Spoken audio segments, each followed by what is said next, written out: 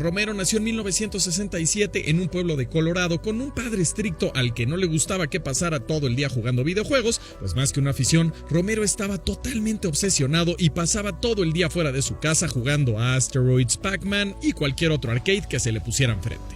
De acuerdo con el libro Masters of Doom, que recomiendo ampliamente, esta obsesión creció aún más cuando su hermano y un amigo le dijeron que podía jugar gratis en el campus de la universidad de su ciudad. Romero dejó todo lo que estaba haciendo y corrió al laboratorio de computación, en donde descubrió un nuevo mundo. Máquinas enormes del tamaño de refrigeradores que podía programar para crear sus propios juegos si tan solo aprendía su lenguaje. Romero consideraba que programar era imposible, pues no tenía la más remota idea de nada de computadoras o de código, pero su percepción cambiaría el momento que conoció Colossal Cave Adventure, un juego de texto basado en el popular juego de mesa Dungeons & Dragons, que no requería un lenguaje de programación pesado y que demostró ser un excelente punto de entrada al mundo de la programación. A los estudiantes del laboratorio no les molestó enseñarle todo lo que sabían a un niño curioso que parecía aprender todo al instante. Y a las pocas semanas, Romero tendría su primer juego de texto creado en tarjetas perforadas. Pero muy pronto las arcaicas tarjetas quedarían en el pasado, pues en el mismo campus Romero conoció la Apple II, una computadora moderna de la que se enamoró a primera vista por sus revolucionarias gráficas a color, pero sobre todo por sus juegos como Ultima y Castle Wolfenstein, que dejarían una profunda impresión en él y lo motivarían a aprender a programar para esta nueva tecnología. La obsesión de Romero lo hacía pasar demasiado tiempo fuera de casa, y por el bien de su familia, su padre decidió comprarle una muy costosa Apple II para poder vigilarlo y que estuviera más tiempo dentro. La medida resultó muy exitosa, pues para Romero, quien esa Navidad solo pediría 2 libros para programar, los exteriores y el aire libre se acabaron el momento que la computadora cruzó la puerta de entrada. Al poco tiempo, Romero ya sabía programar y a los 16 años publicó su primer juego llamado Scout Search, que en 1984 le haría ganar $100. En aquel tiempo los juegos se distribuían de 2 maneras. Una era mediante floppies que eran entregados en bolsas Ziploc por correo o a tiendas locales de juegos. Un negocio que hoy parece ridículo, pero que en ese entonces representó ganancias de $10 millones para emprendedores como Sierra Online. El otro método era más fácil y accesible para Romero, pues solo requería imprimir el código del juego en las páginas de una revista para que los lectores lo escribieran laboriosamente en sus computadoras para después poder jugarlo. Gracias a estas revistas, Romero comenzaría a ganar concursos de programación y dinero con sus habilidades, y a los 19 años ya tenía 10 juegos a su nombre que incluso aparecerían en la portada. A pesar de su éxito, a los 20 años Romero ya tenía una esposa, un hijo y otro en camino, así que necesitaba un trabajo estable y bien remunerado. De tal manera que buscó trabajo, y después de varios tropiezos terminaría trabajando en Softdisk, un pequeño desarrollador de software en el que rápidamente se convertiría en la cabeza del departamento de videojuegos, posición en la que encontraría a un pequeño programador en ascenso que cambiaría su vida y el rumbo de los videojuegos para siempre. Nacido en un pueblo de Kansas en 1970, John Carmack, al igual que John Romero, creció leyendo cómics, jugando Asteroids, Space Invaders y sobre todo Battlezone, un juego que lo impresionó por su perspectiva en primera persona cuando la tendencia predominante en el mercado era el 2D. Desde muy temprano, Carmack fue reconocido por su enorme intelecto y su capacidad para aprender, así que rápidamente fue transferido al programa de superdotados, en donde se rodeó de otros niños que compartían su gusto por las computadoras y los videojuegos. Pero más que jugar, a Carmack le gustaba crear. Nada llamaba más su atención que generar mundos enteros de la nada.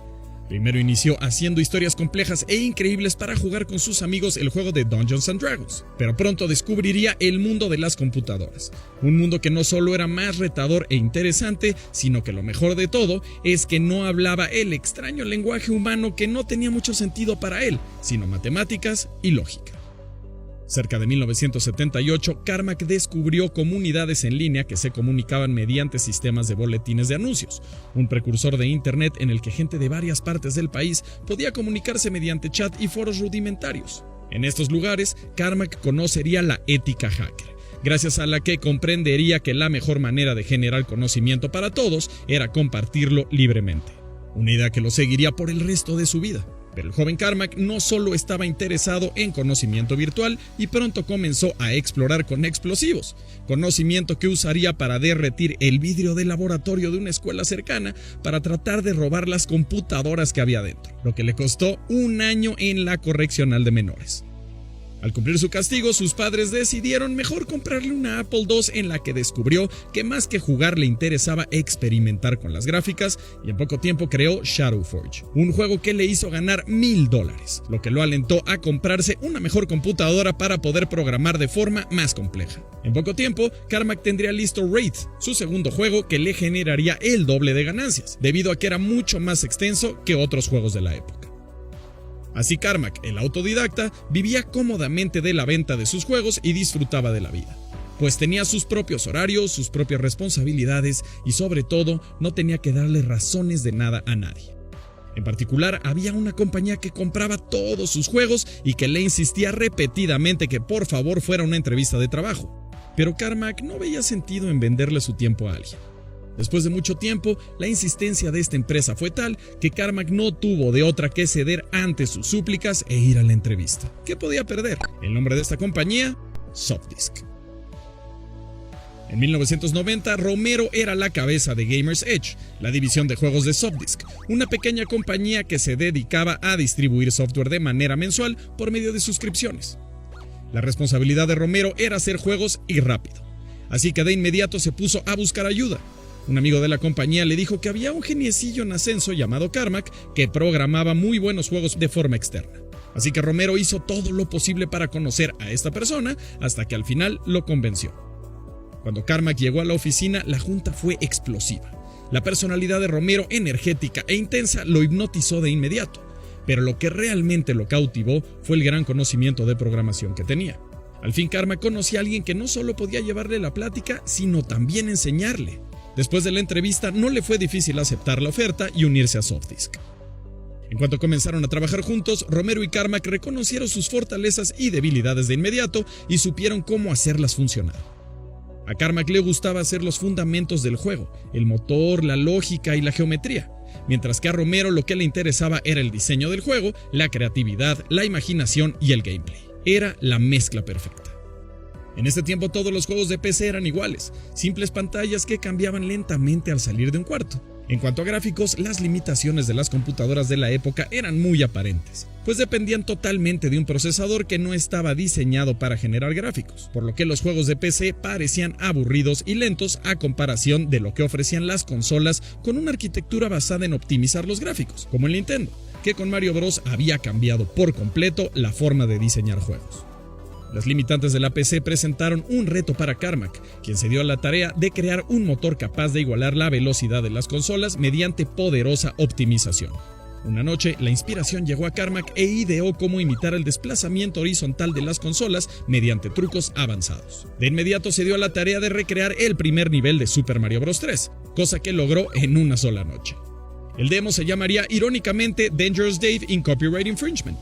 Carmack dejó el disco con el demo en la computadora de Romero y se fue a dormir. Al día siguiente, Romero llegó a la oficina para descubrir el disquete y al insertarlo, la quijada se le fue hasta el piso. Frente a él estaba lo que Nintendo había logrado, lo que le había generado cientos de millones de dólares y había puesto a Nintendo en la cima. Un juego de desplazamiento vertical fluido como Mario, pero en PC. Esto era simplemente increíble. A sus ojos, lo mejor que el mundo había visto. En ese momento, Romero decidió que el descubrimiento de Carmack era demasiado importante como para regalárselo a Softdisk o a cualquier otra compañía. Definitivamente necesitaban hacer su empresa. Ese mismo día, en la mañana de septiembre 20 de 1990, fue el nacimiento no oficial de id Software. Romero y Carmack, junto con Tom Hall, un compañero de trabajo, se decidieron a hacer el demo completo de Mario 3 para mostrárselo a Nintendo y ver si estaban interesados en licenciar un port del juego para PC. Pero para continuar con el plan, había un pequeño problema. No tenían las computadoras necesarias para programarlo. Así que decidieron tomar prestadas las computadoras de Softdisk durante el fin de semana y llevárselas a su casa para completar el juego. Después de un maratón de programación y muchas cajas de pizza, lograron completar todo Mario Bros. 3 con unos niveles de sobra y se lo hicieron llegar a Nintendo, quien quedó muy impresionado con el trabajo de los jóvenes, pero les hizo saber que no licenciarían ningún producto que no corriera en su hardware. A pesar de la negativa, los programadores siguieron buscando otras opciones, y pronto un inversionista bajo el nombre de Apogee, que después se convertiría en 3D Realms, vería el enorme potencial de este logro y decidiría apostar por esta nueva tecnología. Así, Romero, Carmack y Tom seguirían tomando prestadas las computadoras de Softdisk para trabajar durante la noche y los fines de semana y regresarlas antes de que alguien se diera cuenta. Durante los próximos meses trabajaron en Commander Keen, un juego que venderían mediante shareware a través de Apogee. El modelo de negocios era simple: ofrecer el primer juego de manera gratuita para después vender el resto de manera episódica. ¿Dónde he oído eso? Como era de esperarse, Commander Keen fue un éxito que no solo les dejó dinero, sino que fue la prueba de que podían ganar dinero ellos solos con sus juegos. Así que renunciaron a su trabajo en Softdisk y junto con su compañero Tom Hall, establecieron formalmente id Software en febrero de 1991. Commander Keen les estaba dejando alrededor de $15 a $20,000 al mes, pero sobre todo le estaba dando tiempo a Carmack para pulir sus habilidades. En ese tiempo los juegos en 3D comenzaban a hacerse más y más populares con títulos como Akalabeth, Way Out y Wing Commander. Pero Carmack creía que podía hacerlo mejor, pues sentía que estos juegos eran lentos por su poca optimización y pesadas gráficas. Así que se dio la tarea de hacer un motor 3D más rápido y mejor optimizado, lo que logró en solo 6 semanas. El juego que utilizaría su nueva tecnología sería Hover Tank, pero a pesar de ser el tatarabuelo de los first-person shooters, pasaría sin pena ni gloria, pues a pesar de tener un movimiento rápido, sus gráficas eran extremadamente simples, monocromáticas y sin chiste.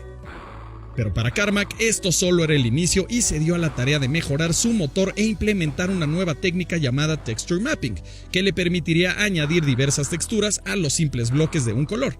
Así que unos pocos meses después creó Catacomb 3D, un juego que comenzaría a darle forma al futuro de la compañía. Pronto todos se encontraron dando ideas para su siguiente juego, y concluyeron que lo mejor que podían hacer era un remake del viejo Castle Wolfenstein, un juego de Segunda Guerra Mundial que los divirtió enormemente en los 80s, que todo el mercado conocía y cuya licencia no les costaría $1, pues ya estaba vencida. Así que pronto comenzaron con el desarrollo de Wolfenstein 3D, un juego basado en matar nazis que llevaría las cosas al límite, con sangre, animaciones violentas y donde al final matabas al mismísimo Hitler. Todo esto encajaba perfectamente con el zeitgeist de la época, pues a principios de los 90s la violencia estaba en todo el arte, desde la música hasta el cine, y el mundo pedía a gritos videojuegos con estas características. Tras su lanzamiento, Wolfenstein 3D se convertiría en el título que le daría carácter a id Software, pues muchas cosas que se convertirían en íconos de la compañía nacieron con este título. Animaciones complejas, efectos de audio exagerados, buena ambientación, niveles de dificultad, cheat codes, mods, puertas secretas, todo nacería en este título. Wolfenstein 3D se convirtió en una sensación inmediata que permitió a id Software comenzar a contar su dinero en millones, pues era diferente y muy divertido. Su naturaleza hizo que poco a poco comenzara a ganar más tracción y a salirse del nicho de los videojuegos, pues comenzó a generar controversia en el mundo, no solo por su gore y sangre, sino por el simbolismo nazi que estaba prohibido en Alemania en obras comerciales, lo que resultó en la prohibición de su distribución en ese país. Esto hizo que muchos sistemas de boletines eliminaran el juego de sus servidores e incluso causó una disputa legal que definió las reglas del ciberespacio, pues hasta ese entonces no había habido algo que fuera legal virtualmente en un país y no en otro. El juego tuvo tal popularidad que incluso Nintendo contactó a la compañía para que crearan una versión del título para su consola, pero por supuesto con un tono más ligero y familiar. Atari por su parte no tardó en hacer lo mismo y sacaría su versión mejorada y sin censura de Wolfenstein 3D para su nuevo Atari Jaguar. A pesar de todo el éxito, Carmack no se detuvo a disfrutar y continuó trabajando para crear el motor de Shadowcaster, un juego de Raven Software publicado por Electronic Arts, que ahora sí tendría piso y techo, pero sobre todo iluminación dinámica, que curiosamente no se vendería por separado en microtransacciones. Este nuevo tipo de efecto de luz sería clave para su próxima creación. Para su siguiente juego, id Software tomaría todo lo aprendido y decidiría que lo más conveniente sería alejarse lo más posible de su pasado con el amigable Commander Keen y crear algo más maduro. Antes de tener el concepto del juego bien definido, jugaron con varias ideas e incluso fueron contactados por 20th Century Fox para crear un juego basado en Alien, idea que consideraron brevemente, pues todos eran fanáticos de las películas, pero la descartaron rápidamente, pues hacer un juego de una franquicia ya establecida no les daría la libertad creativa que buscaban. Necesitaban algo mucho más oscuro y tétrico, algo más infernal. Curiosamente fue Carmack quien sugirió la idea de un juego lleno de demonios, y también fue él quien tomaría inspiración de una película de Scorsese llamada The Color of Money para ponerle un nombre que conjugaría toda esa oscuridad en solo 4 letras. Doom. El juego comenzaba a tomar forma. Todos tomaron ideas de sus interminables noches de Dungeons & Dragons cuando eran más jóvenes. Crearían demonios basados en el juego de mesa y los harían a su manera. Kevin Cloud y Adrian Carmack, que no tenían ningún parentesco con John, esculpieron las estatuas que darían vida a estos monstruos infernales. Después, las digitalizarían en diferentes poses para luego animarlas y darles movimiento. Tom Hall, que los había acompañado desde el principio, tomaría el rol de director creativo y escribiría la Biblia de Doom, un documento de diseño de 79 páginas en el que se detallaría minuciosamente la historia del juego. Pero después de leerla, John Carmack diría su famosa frase: la historia en un juego es como la historia en una película porno. Se supone que tiene que estar ahí, pero no es importante. Así que la historia de Doom se fue por la ventana, y todo el enfoque estaría en la nueva tecnología que Carmack estaba creando. Se implementaron ventanas, paredes mayores o menores a 90 grados, techos de diferentes alturas, escaleras, estrobos, fuentes de luz y networking para el multijugador. Romero estaba fascinado con tantas nuevas opciones, que resultaron en una lluvia de ideas que plasmó en niveles que explotaban al máximo los milagros que Carmack estaba logrando con el motor del juego. Los dos Johns estaban en el pico de su sinergia, creando algo totalmente nuevo, inédito y sorprendente. Después de muchísimo trabajo y noches sin dormir impulsadas por pizza y refrescos, id Software subió su nuevo juego a la red y el mundo conocería Doom.